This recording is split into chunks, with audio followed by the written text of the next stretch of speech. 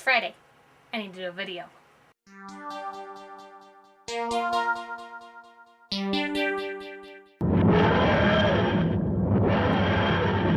Good morning, Roxy. It's Friday the 13th of June. So I didn't quite catch the reading bug because I'm going through a bit of a metamorphosis right now, so don't bug me.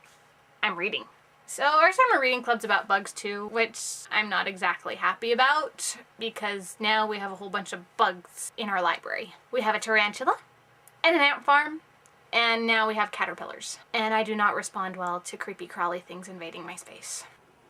Ah! I even freak out like that when I have to shelve the bug books. But I ended up being on book 42 on my list.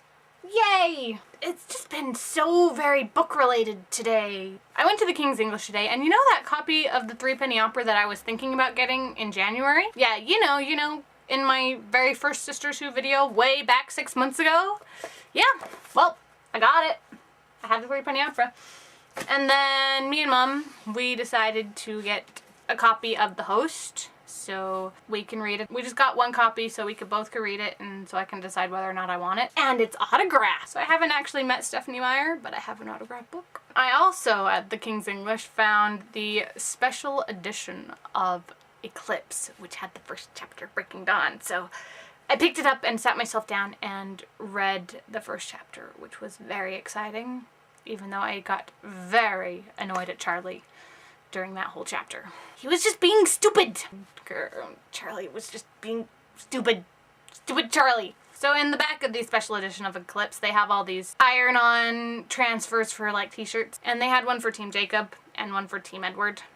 And I have to say that I am very much on Team Jacob. I like werewolves! Jacob Black is a cuddly, ferocious ball of man-flesh.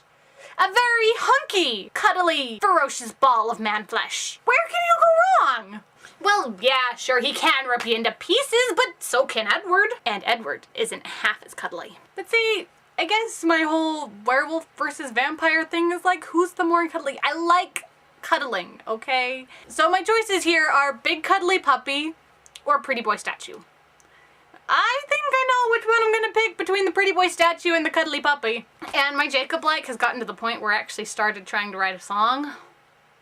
I got about 4 lines in and then realized that I cannot write in verse to save my life. Well, yeah, if it comes to the point where I have to do it or die, I probably could come up with some sort of rubbish.